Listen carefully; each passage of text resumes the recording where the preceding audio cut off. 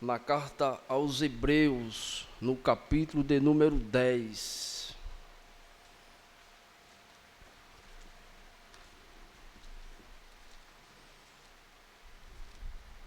Hebreus, capítulo de número 10. Vamos estar lendo alguns versículos dela, que são os versículos 32 até o versículo de número 39. Carta aos Hebreus, capítulo 10, versos 32 ao verso 39. Diz o escritor sacrosanto: lembre-se dos dias passados, quando depois que foram iluminados, vocês suportaram grande luta e sofrimento. Em certos momentos, vocês foram transformados em espetáculo, tanto para serem insultados, quanto para serem maltratados. Em outros, vocês se tornaram coparticipantes com aqueles que foram tratados assim, porque vocês não apenas se compadeceram dos encarcerados, mas também aceitaram com alegria a expoliação dos seus bens, porque sabiam que tinham um patrimônio superior e durável. Portanto, não percam a confiança de vocês, porque ela tem grande recompensa. Vocês precisam perseverar para que, havendo feito a vontade de Deus, alcance a promessa, porque ainda dentro de pouco tempo, aquele que vem virá, não irá demorar, mas o meu justo viverá pela fé. E se retroceder dele, minha alma não se agradará. Nós, porém, não somos dos que retrocedem para a perdição, mas somos da fé para a preservação da alma. Amém. O nosso liturgo Mora e Cresce, ele já fez uma oração, né? Pedindo a graça do Senhor. Então que Deus ele possa nesta noite, como sempre, ele derramar de sua graça e misericórdia. Meus irmãos, antes de começar a entrar propriamente dito nesse texto que foi lido, né? Um texto profundo, é um texto glorioso como toda a Escritura. Por amor a alguns irmãos que não estavam aqui, né, no ensinamento passado, retrasado, que eu dei aqui em Hebreus, capítulo 12, o verso 1 até o verso 3, onde eu disse que o capítulo de número 12, ele era uma continuidade do capítulo 10, do versículo 32 em diante. Mas eu também trouxe a mente esclarecida dos irmãos, que diferente de muitas epístolas, ou da maioria, ou até de todas elas, essa daqui, ela não se encontra o nome do seu escritor, né? E é interessante isso, né? Uma carta extraordinária, uma carta gloriosa. É uma carta onde a gente não encontra, né, o sacerdócio de Cristo com tanta clareza como nessa carta. Provavelmente, né, ou com certeza, o escritor desta epístola, ele tinha um vasto conhecimento do Antigo Testamento. Ele estava inspirado quando escreveu essa carta, e tem que estar mesmo inspirado. Mas não há de se negar o conhecimento impressionante que esse homem tinha do Antigo Testamento, né? Então, por isso, alguns estudiosos arriscam, né, o nome de provavelmente o escritor, como alguns arriscam dizendo que foi Lucas, né, ou Barnabé, porque Lucas, de fato, ele aprendeu muito, né, com Paulo. Ele foi escritor do livro de Atos dos Apóstolos, mas outros também dizem que foi Barnabé. Alguns arriscam a dizer que foi Apolo. O nosso próprio reformador Martinho Lutero, ele acreditava veemente que o escritor dessa epístola foi Apolo, porque Martinho Lutero dizia que em Atos capítulo 18, né, o verso 24 em diante, Apolo ele é tido como um homem poderoso nas escrituras. De fato, Apolo ele era um homem estudado, ele era de Alexandria, né, onde havia aquela escola alexandrina, uma escola muito abalizada, né, no conhecimento.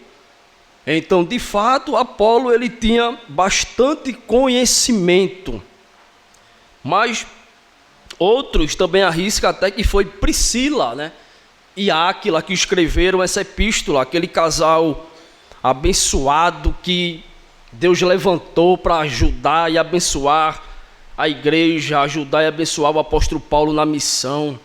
É por isso que alguns estudiosos dizem que não há o nome do escritor por causa disso, né? Porque foi uma mulher. E sendo uma mulher, uma escritora, essa epístola ou qualquer carta, antigamente não seria aceita se fosse escrita por uma mulher. Tudo isso são especulações, não é? O mais voltado como escritor dessa epístola é o apóstolo Paulo. Ele é o mais voltado, né? Mas eu concordo plenamente com o pai da igreja, né? O terceiro século, Orígenes, que ele estava tão pertinho, né, do escritor, por assim dizer, do que nós que estamos há mais de 2000 anos. Orígenes estava pertinho dele. Orígenes dizia que só Deus sabe quem escreveu esta carta. Então, eu também fico com Orígenes, só Deus sabe, não especulo quem foi o escritor, eu digo, só Deus sabe quem escreveu essa epístola.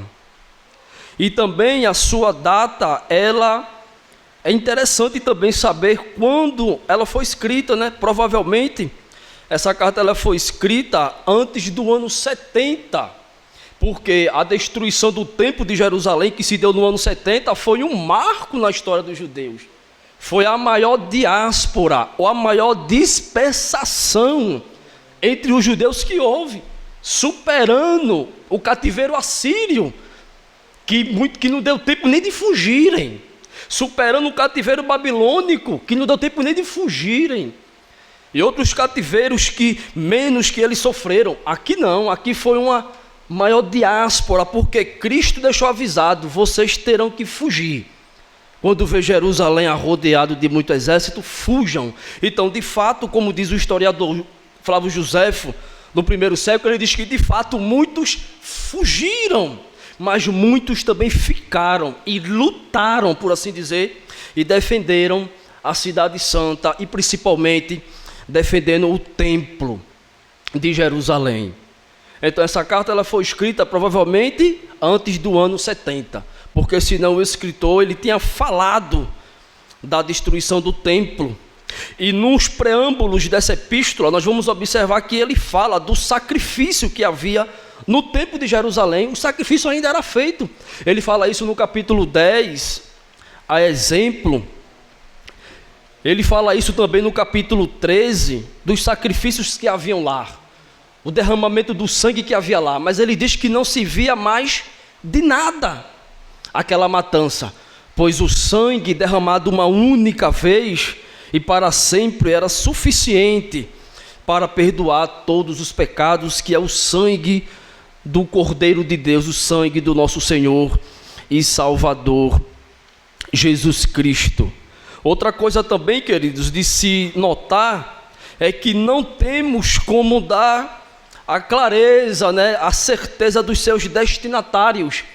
A exemplo do apóstolo Paulo, quando ele escreve a sua carta aos Gálatas, nós sabemos que Paulo está escrevendo aos irmãos que estavam na Galácia, porque a carta é aos irmãos, ou à igreja que está em Gálatas. Quando ele escreve a carta aos Colossos, a gente sabe quem são os seus destinatários. São os irmãos que estão na cidade de Colossos. Quando ele escreve aos Efésios, a gente sabe que os seus destinatários estão em Éfeso, propriamente dito. E assim por diante. Mas essa aqui não. Nós não sabemos com certeza aonde estão, quem são os seus destinatários. Essa carta, ela não tem uma direção certa, como Paulo dá aos Gálatas, aos Coríntios, a Timóteo e assim por diante. Nós não temos essa certeza, né? O que nós sabemos é que eram judeus cristãos, que estavam saindo do judaísmo e abraçando a fé em Cristo. E não só isso, a maioria sim, mas também eram gentios que estavam sendo alcançados pela graça misericordiosa do Senhor, estava sendo abraçados à fé em Cristo Jesus. O que nós podemos dizer dessa epístola, segundo o capítulo 13 da carta e o versículo 24, é que provavelmente o escritor, quando ele escreve, ele estava na Itália, não é? Porque ele vai dizer assim, no capítulo 13, o versículo 24, ele diz: saúdam todos os seus líderes, bem como todos os santos, os da Itália vos saúdam. Então, provavelmente ele estava na Itália e ele estava a companhia ou aguardando o irmão Timóteo, o companheiro de Paulo. No versículo 23 ele diz: saiba que o irmão Timóteo foi posto em liberdade. Se ele vier logo, irei vê-los na companhia dele. Ainda que eu, você, nem Orígenes, sabemos o nome do escritor, uma coisa é certa: os irmãos que receberam essa carta conheciam muito bem esse escritor, sabia que ele era crente, sabia que ele era servo, sabia que ele tinha piedade, sabia que ele tinha caráter, sabia que ele era regenerado, sabia que verdadeiramente ele foi alcançado pela graça do Senhor. Os escritores, os seus destinatários sabiam quem era o autor. Timóteo o conhecia, ele conhecia Timóteo. E isso é o que nos basta para saber sobre o escritor, destinatários dessa epístola. Meus queridos irmãos, após dito essas coisas, nós vamos entrar aqui no texto lido, no capítulo 10 e o versículo 32 até o 39. Uma coisa também muito interessante nessa carta gloriosa de se observar, atentem, é que muitos estudiosos, ou a maioria deles, quando estudiosos, irmãos, eu estou falando de homens de confiança, entendeu? Muitos estudiosos deles, ou a maioria, dividem essa epístola em duas partes. A primeira, ela é doutrinária, o seu conteúdo é doutrinário, né? É de ensinamento, catequese, é doutrina violenta, é ensinamento glorioso para cima dos irmãos, que vai do capítulo 1, da carta, até o capítulo 10, até o versículo 18, até aí é doutrinária. A segunda parte, que é onde a gente vai entrar também, ela vai do capítulo 10, do versículo 19, até o capítulo 13, até o versículo 25. Essa parte, ela é exortativa, é exortação. Depois de longos ensinamentos, depois de longo conhecimento passado, meu irmão, acerca do sacerdócio glorioso de Jesus Cristo, que é superior ao de Arão, que é superior ao dos sumos sacerdotes, que é superior, é semelhante, que é superior e que é semelhante de Melquisedeque. Depois dele trazer tanto conhecimento acerca de Cristo, ele agora entra na exortação, capítulo 10 e o versículo 19 em diante. Então nós estamos diante de um texto exortativo, é exortação, né? Se sair teologia, amém. Se sair conhecimento profundo, glórias a Deus. Mas o foco do escritor é exortá-los a caminhar em meio a tudo que eles já aprenderam, em meio a tudo que eles já passaram. Meus irmãos, observe o capítulo 10 e o versículo 32 lido. Lembrem-se dos dias passados, quando depois que foram iluminados, vocês sustentaram grande luta e sofrimento. Observe que ele começa trazendo a lembrança dos irmãos, que eles foram tentados e passado por grandes sofrimentos. Observe que esses irmãos, eles já tinham passado por sofrimento. Como diz o escritor, lembre-se dos dias passados, quando depois que foram iluminados, vocês sustentaram grande luta e sofrimento. Eles já tinham passado por sofrimento, depois que foram iluminados. O iluminados aqui que fala, é o começo da fé deles, é quando eles se converteram. No comecinho, foram iluminados no comecinho, quando se converteram, que abraçaram a fé em Jesus Cristo. Daí em diante já começou uma perseguição contra eles, né? Contra eles. Observe que tensionando estimulá-los, essa é a intenção do escritor, no versículo 32, tensionando estimulá-los e despertar o seu fervor, para que seguissem avante. O autor traz à sua memória o exemplo de piedade que anteriormente eles demonstraram. Eles já tinham demonstrado isso, já tinham passado por sofrimento e aflição, por tribulação, mas eles precisavam ser fortalecidos para suportar mais ainda. Veja o versículo 33. Em certos momentos, vocês foram transformados em espetáculos, tanto para serem insultados, quanto para serem maltratados. Em outros, vocês se tornaram coparticipantes com aqueles que foram tratados assim. Observe que eles foram, em certos momentos, transformados em espetáculos. O sofrimento deles, queridos, era tão notório que o escritor traz uma ideia como se eles estivessem numa aparição pública, mas eles não estavam numa aparição pública. É que foi tão notório a perseguição, a aflição, a investida contra eles, que é como se eles tivessem sido postos em um espetáculo público, para que todos vissem o seu sofrimento. Mas não é assim, que diz aqui, né?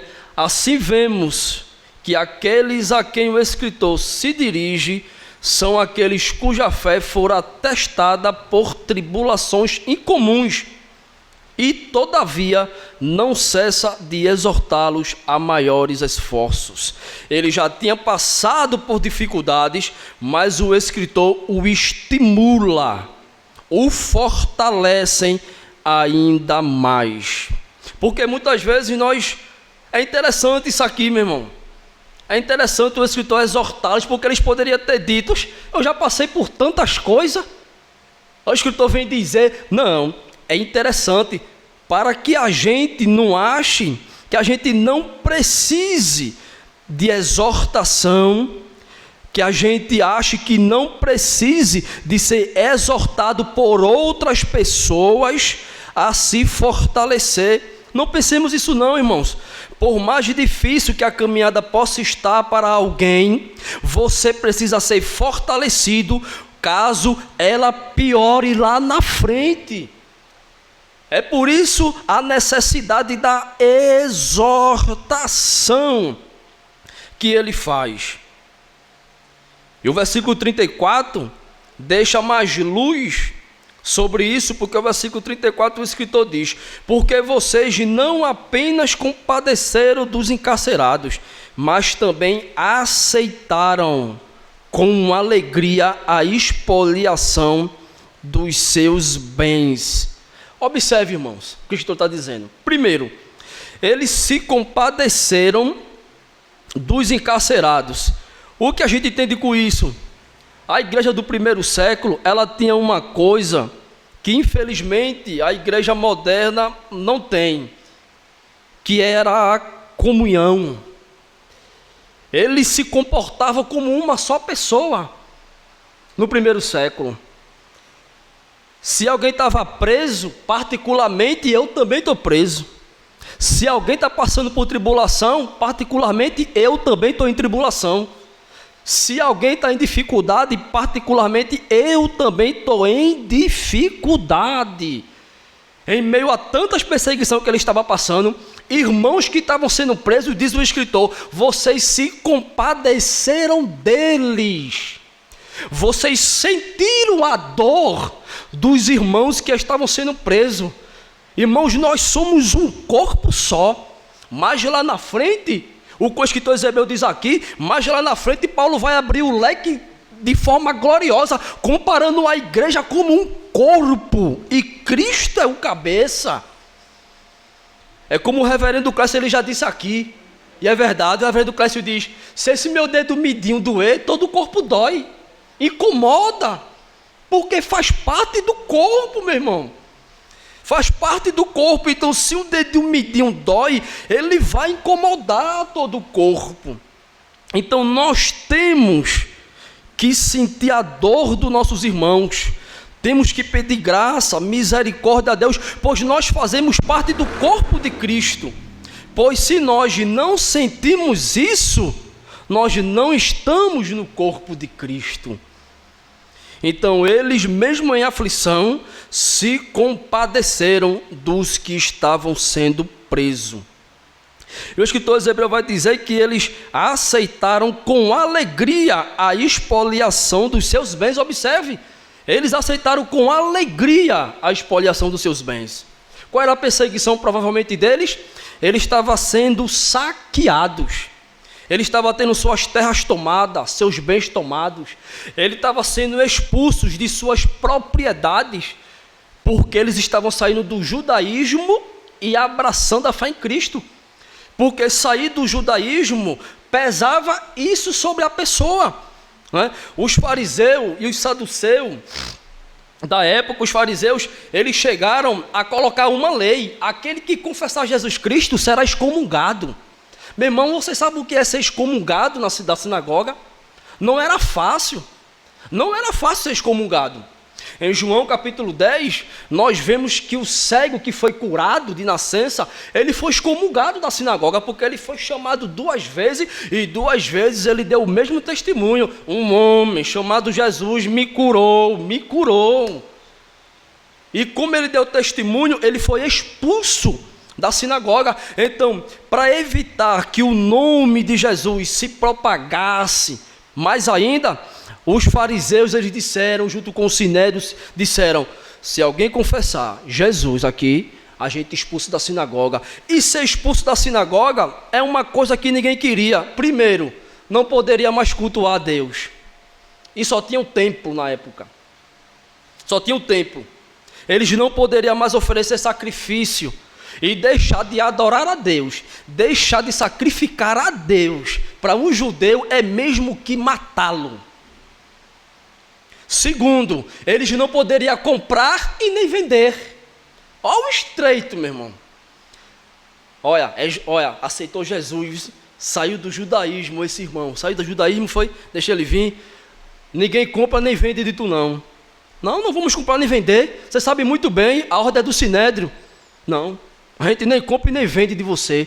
Então o camarada começava a passar por privação.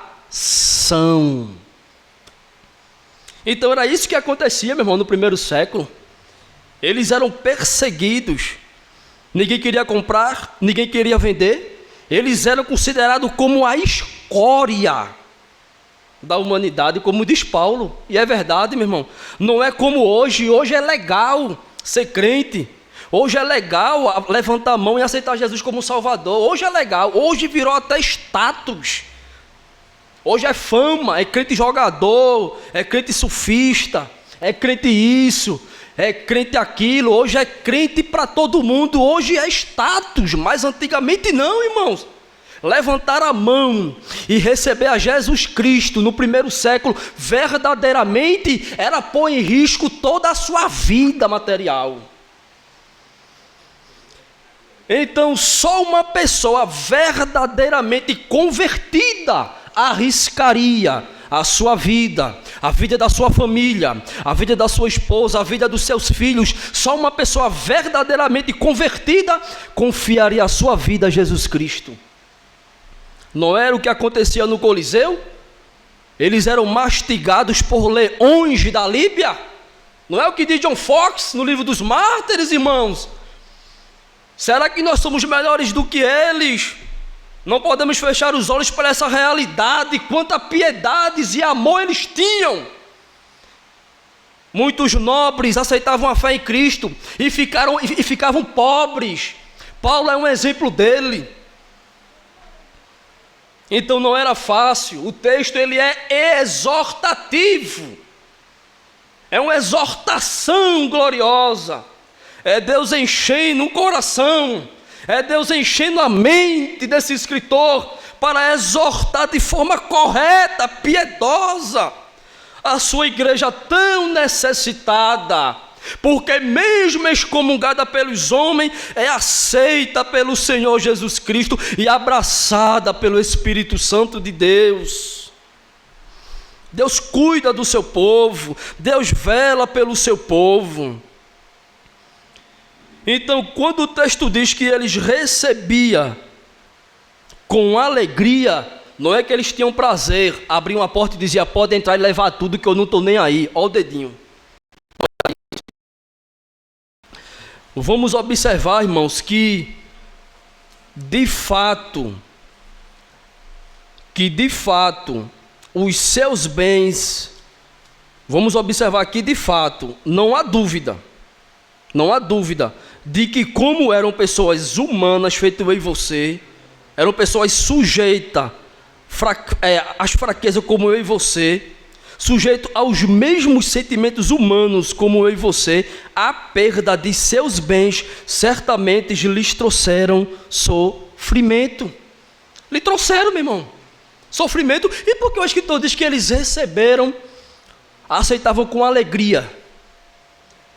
Porque eu mesmo não aceitaria com alegria, meu irmão. Se eu tivesse de perder alguma coisa importante para mim, por amor a Cristo, eu não aceitaria com alegria. O camarada levava, mas com alegria não.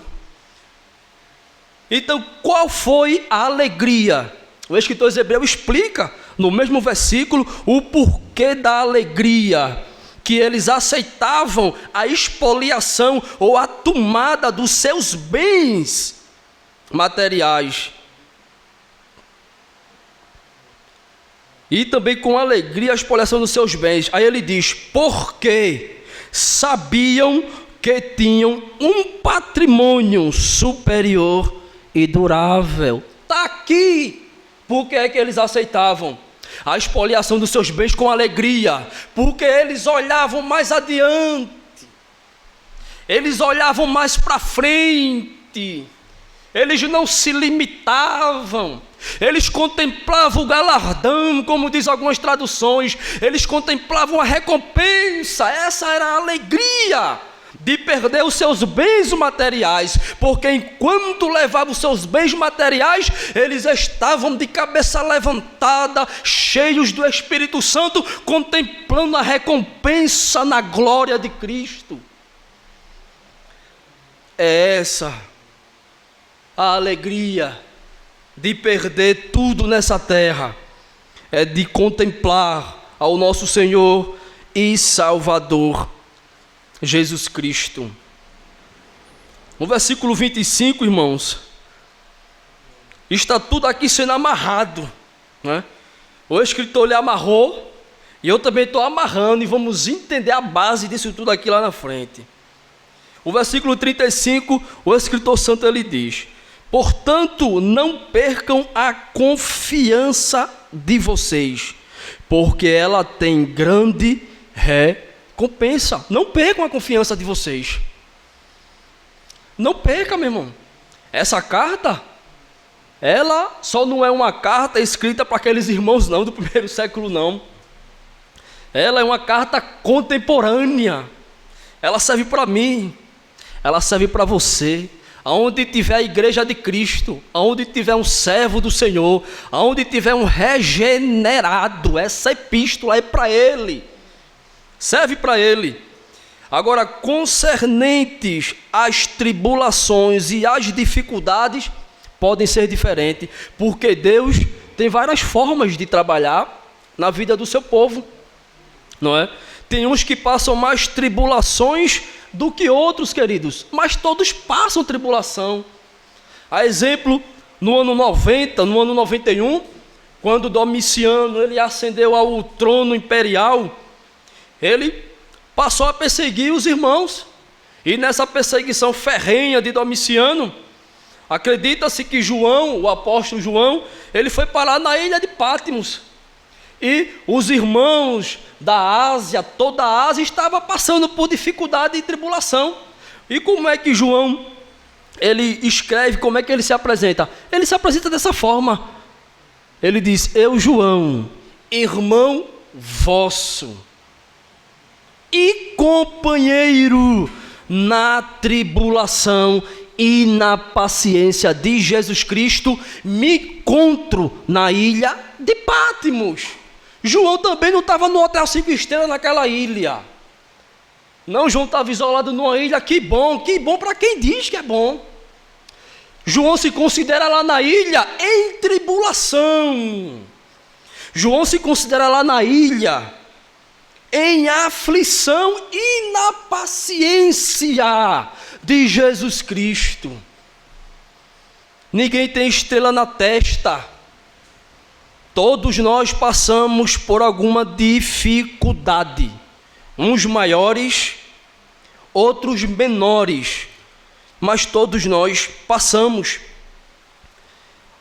Até alguém aqui dentro mesmo pode estar passando por alguma dificuldade, meu irmão, seja qual for, financeira, física, espiritual, seja lá qual for, meu irmão, que alguns irmãos estiver passando, né? Pode ser maior ou menor, uns dificuldade espiritual, outros dificuldade financeira, outros um problema com alguém na família, seja lá qual for um problema, mas todos nós passamos, e certo é que todos nós temos um mesmo Salvador, temos um mesmo glorioso Pai, que tem prazer em socorrer os seus. O versículo 36 continua: vocês precisam perseverar. Olha, outra exaltação. Ele está falando para crentes fiéis, irmãos, entendam isso. Ele não está falando para crentes Raimundo, um pé aqui, outro pé ali. Não, vocês precisam perseverar.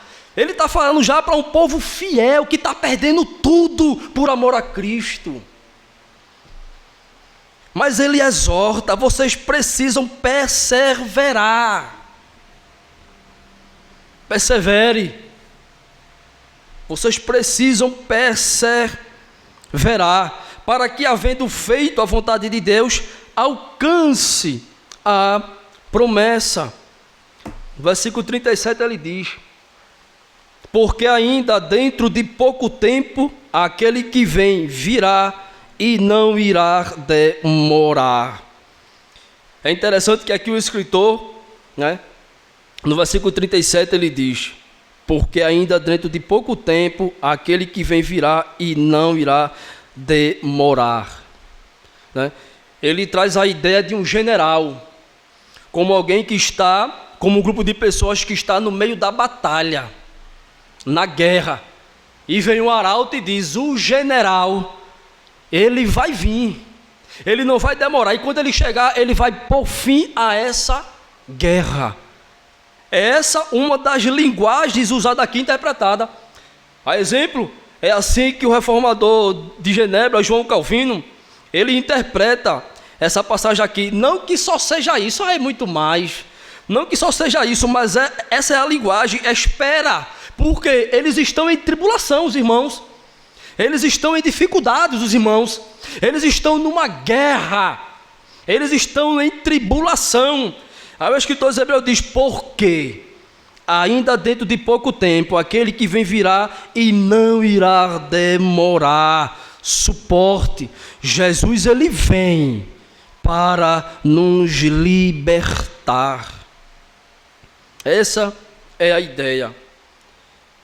E o versículo 38 e o versículo 39, queridos, aqui está a chave para que os irmãos do primeiro século suportassem tudo isso. Aqui está a chave, é o versículo 38 e o versículo 39. Ele vem amarrando tudo, né? Versículo 32, 34, 35. Aí alguém pode se perguntar, né? Mas onde é que está o Espírito Santo nesses versículos? Onde é que está Deus nesses versículos? Porque são exortações. A gente vai ver agora onde é que está Deus, onde é que está o Espírito Santo, onde é que está Jesus Cristo, onde é que está a graça do Senhor.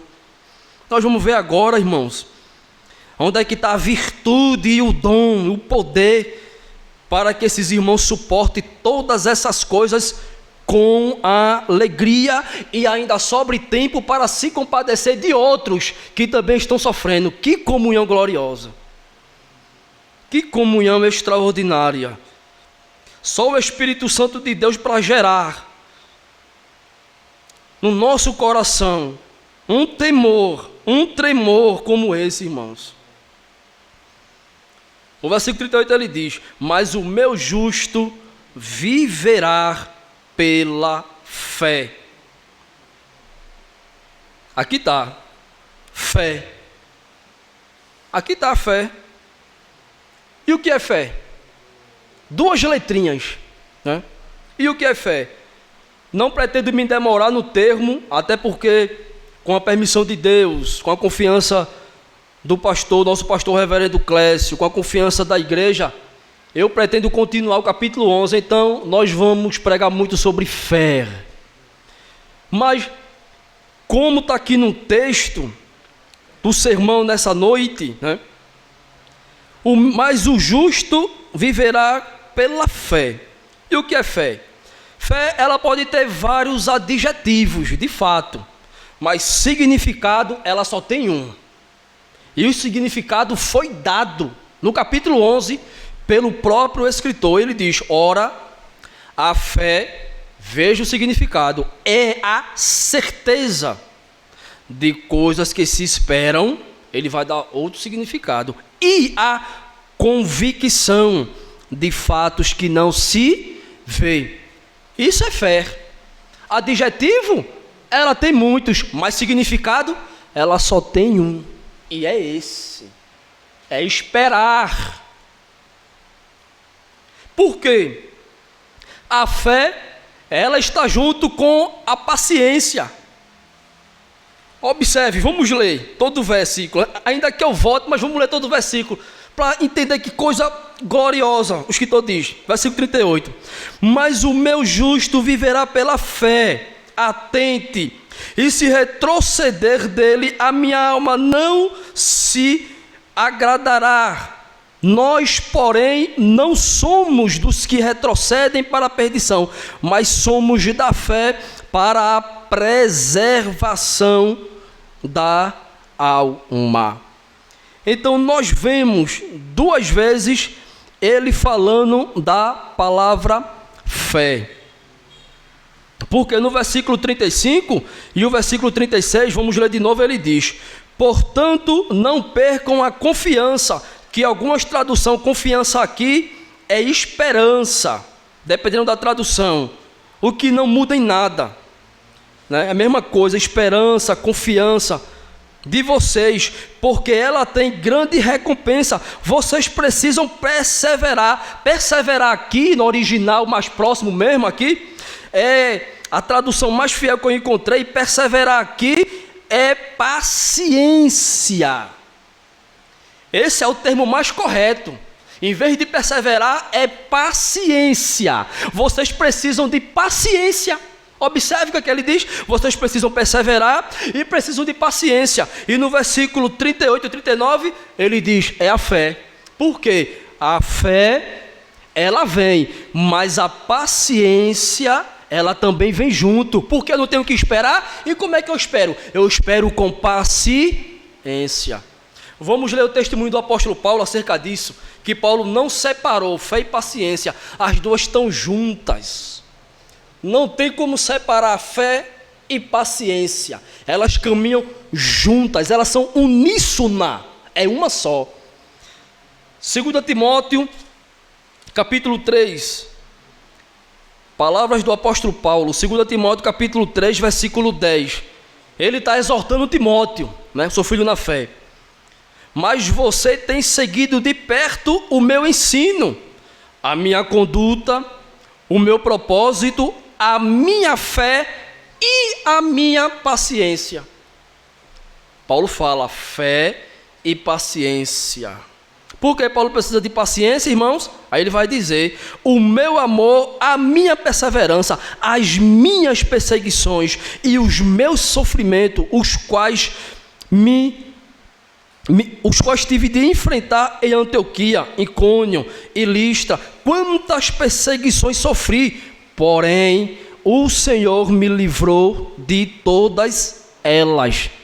Paulo teve paciência, mas porque ele tinha fé. Cristo veio e livrou de todas elas. Testemunho paulino. É testemunho do apóstolo Paulo. Que coisa gloriosa. Que coisa maravilhosa. É por isso que não separa. O escritor Hebreus, ele vem amarrando de uma forma extraordinária, meus irmãos. Não tem como uma pessoa dessa não estar inspirada com o Espírito Santo. Ele pode ter o maior conhecimento que for, meu irmão. Ele pode ser um catedrático que for. Ele pode ser o diretor de Alexandria. Ele pode ser o diretor da escola de Gamaliel, de Hilel. Ele pode ser o que for, mas se ele não tiver cheio do Espírito Santo, ele nunca vai ensinar uma preciosidade dessa. Ele não tem como puxar de suas mangas, de sua sabedoria humana, um conhecimento desse. É só uma pessoa inspirada pelo Espírito Santo e escrevendo para uma igreja amada, a igreja de Jesus Cristo. É por isso que o escritor Hebreus diz que eles precisam de paciência e de perseverança. Aí ele diz: mas o meu justo viverá pela fé. Porque, como diz o capítulo 11, a fé é a certeza de coisas que se esperam. E para esperar eu preciso de quê? Paciência. Eu preciso da paciência para poder esperar. Então, fé e paciência não se separam. Elas estão juntas, né? Fé no grego pisteus. Mas a fé, ela vem de uma raiz hebraica, que ela significa uma firme lealdade. Observe, não é uma simples lealdade. Ela vem de uma raiz hebraica, que significa uma firme lealdade, é uma firme confiança. Esse é o significado da palavra fé. É por isso que nós não encontramos no Antigo Testamento com frequência a palavra fé. O que é que nós encontramos nos Salmos? Confiança, esperança, porque é fé. Então, acredita-se que ela aparece uma única vez. A palavra fé, ela só aparece uma única vez no Antigo Testamento. É na passagem de Abacuque. E é em Abacuque que o escritor Hebreus está elevando a sua mente. Ele está indo lá para o Antigo Testamento. Ele está indo lá para o profeta Abacuque, para dizer: mas o justo viverá pela fé. Porque não foi isso que Deus revelou ao profeta? Em um momento de eminente destruição do povo de Judá, Abacuque, vendo o que estava acontecendo no meio do povo, né? Uma corrupção dentro do próprio povo, um extorquindo o outro, uma idolatria, uma desobediência desenfreada. Aí Abacuque clama ao Senhor: o Senhor não está vendo isso? O que eles estão fazendo, o Senhor não está vendo? Então Abacuque, de forma temerosa, com muito temor e tremor, ele pergunta a Deus: o Senhor não está vendo? O litígio se sobressai aqui em Israel e Judá. É notório aqui, Senhor, o justo é oprimido, o Senhor não está vendo isso não? Quem tem dinheiro é favorecido, mesmo que esteja errado, e quem não tem dinheiro é desprezado, ainda que seja honesto, o Senhor não está vendo? E Deus misericordiosamente responde ao profeta: eu vou julgar o meu povo, vou levantar os caldeus dos babilônios. Abacuque fica assustado, para julgar um povo ímpio, o Senhor levanta um mais ímpio ainda. E o coração do profeta fica pequenininho, e Deus tem que confortá-lo, Deus tem que exortá-lo. E no capítulo 12, o versículo 4, diz o Senhor: o meu justo viverá pela sua fé. Abacuque, ele se colocou como um atalaia, né? Foi isso que Abacuque fez. Quando Deus anunciou o que ia fazer, Abacuque não correu. Deus vai levantar os caldeus, que foi posteriormente revelado como os babilônios, no poder do rei Nabucodonosor. Vai levantar os caldeus, vai levantar os babilônios para julgar esse povo. Abacuque, em vez de correr, ele disse: eu vou me colocar na torre de vigia. Ele foi orar, e eu vou ver o que é que o Senhor vai me dizer. Por quê? Ele se colocou como um atalaia. Nós vemos um profeta sendo chamado literalmente como um atalaia. Literalmente, todos os profetas eram atalaia, todos eles, de uma certa forma. Mas teve um que Deus chamou literalmente para ser atalaia em Israel. No capítulo 3 de Ezequiel, Deus diz: filho do homem, eu te constituo como atalaia em Israel. E o que era um atalaia, meu irmão? Os irmãos sábios, os irmãos que lêem as escrituras, né?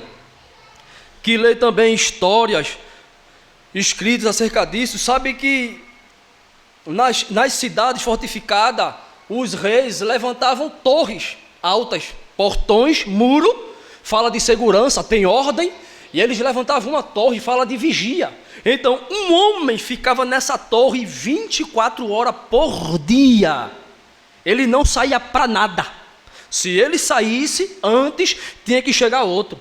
E esse homem, esse atalaia que ficava na torre de vigia, ele tinha que ser um homem de muita extrema confiança. Por quê? Porque todos dormiam.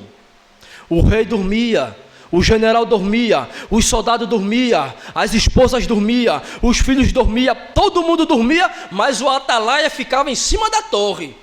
Qualquer movimento estranho, ele tocava a buzina e acordava toda a cidade: alguém está vindo. Seja lá quem for, um exército ou apenas uma pessoa. Então, o atalaia tem que ser um homem de muita confiança. É isso que Deus diz, Ezequiel, entende? Eu te constituo como um atalaia, Ezequiel. É muita confiança, Ezequiel. É muita responsabilidade, tu sabe. Então, é isso que Abacuque se coloca. Ele se coloca como atalaia. Ele não corre, ele não dá as costas para o seu povo, ele se coloca aos pés do Senhor e diz: eu estou aqui, Deus, o que tu me disser, fielmente eu anuncio ao povo. E Deus mandou, e ele fielmente anunciou. O escritor aos Hebreus, como ele tem Abacuque em mente, porque o antes do meu justo viverá pela fé, em Abacuque, capítulo 2, versículo 4, vem: eis o soberbo, a sua alma não é reta nele. Primeiro é o soberbo, a sua alma não é reta nele. Então, aqui, alguns estudiosos dizem que o soberbo ali é justamente o Império Babilônico. É a Babilônia, ela é soberba, ela é prepotente, ela é arrogante. O soberbo, a sua alma não é reta nele, mas o meu justo, Abacuque, o meu, esse viverá pela sua fé. Então Abacuque, ele foi fortalecido de tal maneira, que no capítulo 3 ele fez até um cântico: ainda que a figueira não floresça, nem haja fruto na vide, o produto da oliveira minta, as ovelhas sejam arrebatadas dos currais, e no aprisco não haja gado, escassez total. Mas Abacuque diz: todavia eu me alegrarei no Senhor e esperarei no Deus da minha salvação. É isso que Deus espera do seu povo, é isso que Deus espera da sua igreja, pois Deus nos suple o suficiente para sermos fiéis a Ele. Ele não fecha a mão para o seu povo, muito pelo contrário, Ele a escancara. Não deixou Abacuque como cego no meio do tiroteio, Ele abriu uma luz para o profeta. E é isso que o escritor Hebreu tem em mente: o justo viverá pela fé. Perseverem. E o escritor Hebreu, ele não está só nisso não, irmãos. O apóstolo Paulo, quando ele escreve Romanos, capítulo 1, versículo 17, ele tem isso em mente também. Ele diz: o meu justo viverá pela sua fé. Quando ele escreve a sua epístola aos Gálatas, no capítulo 3, ele de novo, provavelmente, tem Abacuque na sua mente, porque ele vai dizer: o meu justo viverá pela sua fé. E o que é fé? É uma firme confiança e uma firme lealdade. Ela é firme, ela tem base, ela tem alicerce, ela não é rasa.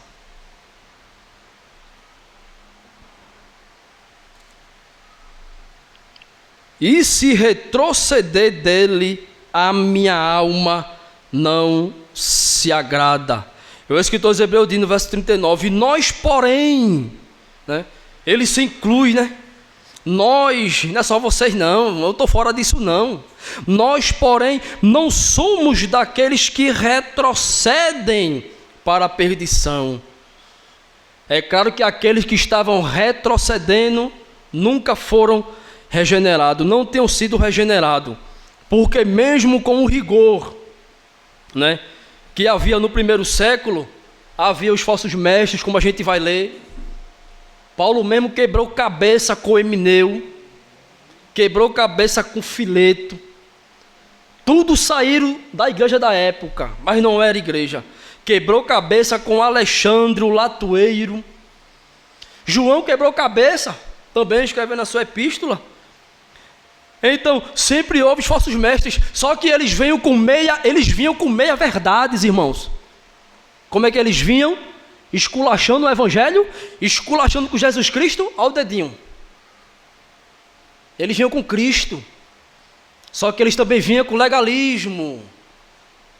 Eles vinham com o Espírito Santo, eles vinham com Deus, mas eles vinham também com fé em obras, só por obras. Eles mesclavam fé e judaísmo. Judaísmo e fé, eles mesclavam. Paulo, já saturado em Filipenses capítulo 3, Paulo chama eles de cão gulosos. O animal mais repugnante da época. É como Paulo qualifica os falsos obreiros.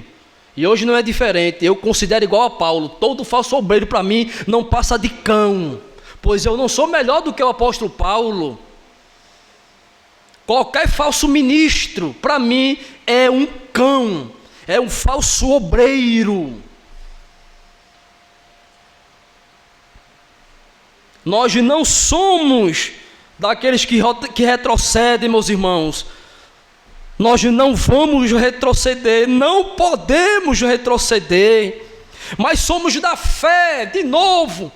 O escritor, mas somos da fé para a preservação da alma. É a fé. A fé é tão extraordinária que tem um capítulo só para ela, não é isso? E no capítulo 12, na semana retrasada, no capítulo 12, no versículo 1 ao 13, eu falei sobre a corrida, né? Que as escrituras nos compara como um atleta, irmão Anderson. Não é interessante, irmão Anderson? A Bíblia nos chama de atleta. A Bíblia nos chama de soldados. É o que nós somos, irmãos. É claro, temos nossas falhas, nossas dificuldades, meu irmão. Claro, tudo isso é fato. Tudo isso a Bíblia fala. Mas nós somos como atletas, nós somos como soldado, é o que Paulo chama Timóteo. Paulo chama Timóteo de soldado, se comporte como soldado. Coríntio, Paulo chama, se comporte como atletas, e atleta em tudo se domina para galgar um prêmio que logo perece, mas nós não, nós galgamos um prêmio que dura para sempre. Então, assim como um atleta se prepara para a sua modalidade, seja qual for, nós como crentes temos que nos preparar para a nossa caminhada nessa vida, nessa terra. Pois ninguém chega ao prêmio se não tiver o exercício da disciplina. E não vai faltar disciplina nesse capítulo, não falta. A disciplina vai vir no capítulo 12 lá na frente, meu irmão. Tudo vem se amarrando de forma extraordinária. Mas nós somos da fé. Por quê? A fé é ela a base, é ela o alicerce. Vejamos 1 João, capítulo 5. Veja o que é que o apóstolo diz.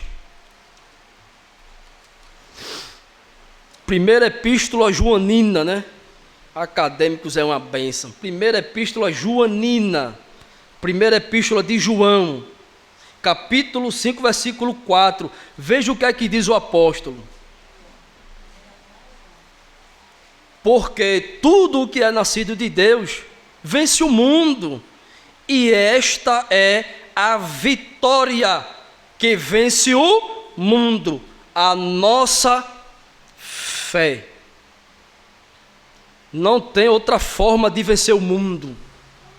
Sistema corrupto, falido, que quer distorcer, que distorce. Não, a gente vence o mundo, é pela fé, é a nossa fé que vence o mundo, né? O reverendo Clécio, ele costuma também dizer que aos nossos olhos, né, de fato parece estar tudo ao contrário, está tudo de cabeça para baixo, não é assim que o reverendo diz? Aos nossos olhos, irmão, está tudo de cabeça para baixo, está tudo errado aos nossos olhos, né? Os homens corruptos, tudo perdido.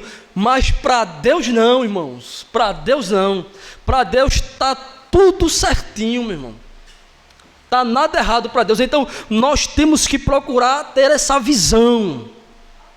Para Deus está tudo certo. Está nada fora do lugar, está tudo em ordem, está tudo ordenado, nada está fora de lugar, não tem uma molécula correndo por aí que esteja fora da soberania de Deus, está tudo debaixo da soberania dEle, e isso é conforto. Eu posso dormir em paz, eu posso descansar em paz, porque Ele é fiel, Ele não dorme, Ele é fiel, Ele não dorme. Veja aí 2 Timóteo capítulo 4, o maior bandeirante da fé. 2 Timóteo capítulo 4, vamos encerrar.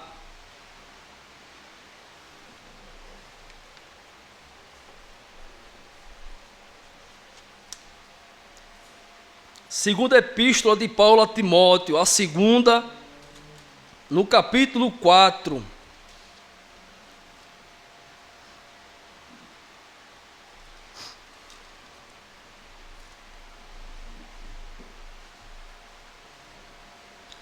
Bora ver o que fez esse grande homem caminhar tanto, labutar, e está aqui hoje.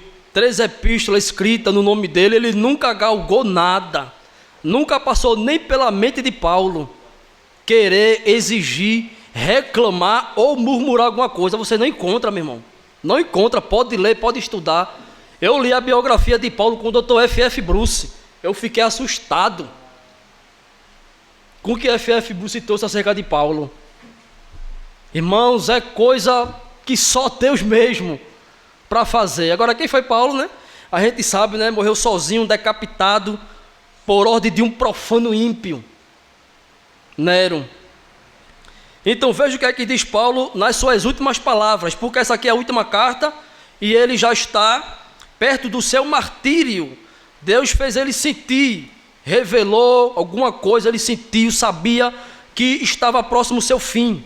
Capítulo 4, versículo 6 diz Paulo: quanto a mim, já estou sendo oferecido por libação, e o tempo da minha partida chegou. Versículo 7: combati o bom combate, completei a carreira, guardei a fé. É só na minha Bíblia ou está na sua também assim? O que foi que Paulo guardou, irmãos? Ele guardou esse dom glorioso, estabelecido por Deus: o meu justo vive da sua fé. Então foi o que Paulo guardou, só isso, não guardou mais nada. Esse grande bandeirante de Cristo, que levantou a bandeira de Cristo por onde pisou a planta do pé dele, do jeito que Roma andava com a sua bandeira levantada, que era a águia, Paulo andava com a bandeira de Cristo levantada. Esse grande bandeirante do Evangelho, ele guardou a fé, só isso, e ele pôde partir em paz, porque desde agora, diz ele, a coroa da justiça me está guardada, e não somente a mim. Ele ainda exorta, mas todos quantos amam a sua vinda. Só não é para mim a coroa de justiça que vou perder a cabeça, é para você também, que talvez morra até de morte natural, contanto que seja piedoso, contanto que esteja em Cristo Jesus. Que coisa gloriosa. E eu termino dessa forma, não tem outra. Persevere, continue. Você não está só, não estamos só, ninguém está só. Se está só, não serve a Cristo, porque Cristo estabeleceu: o meu Espírito estará convosco para sempre, e Ele vos guiará em toda a verdade. Então nós somos guiados na verdade, o Espírito Santo está conosco, pois Cristo deu para que estivesse conosco. Amém, queridos? Que Deus possa continuar ricamente abençoando os irmãos. Amém? Presbítero Clécio.